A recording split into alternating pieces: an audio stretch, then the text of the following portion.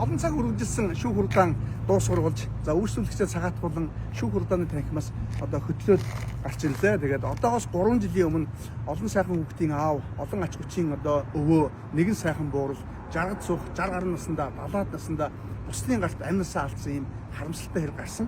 За энэ хэрэгт бол 40 гаруй жил түүнтэй хамтран амьдарсан хөгшнийг нь одоо сэжиглэн шалгаж за гимбруудад тооцож анхаарчны шүгээс олон жилийн хорь хал оногдуулсан байсан. За үүний дараа ар гэрээс нь надад хандаж за миний бие давзаалцны шатнаас нь шүүх хурлаанд оролцож за давзаал шатнаас хэргийг анхаарч руу буцаагаад өнөөдөр анх шатны шүүхээс миний үйлчлүүлэгчийг гэмтрэг үйлдсэн гэдэг нь хангалттай нотлогдохгүй байна гэдэг одоо хүнслэлээр одоо хэргийг нь цаатгалаа. Тэгээд ханьсан ханаа бусдын гарт одоо алдаад өөрөө түүнийг одоо үйлдсэн гэж хориг хал оногдуулан хоригдож байсан тэр настай хүнээс одоо чин сэтгэлээсээ баярлаа гэдэг үгийг одоо сонсож тэрврүүлэх бол гайхалтай мэдрэмж байлаа. Ингээд ирсэн зорилгоо биелүүлээд нутгийн зөв одоо буцлаа. Улаанбаатарт явлаа.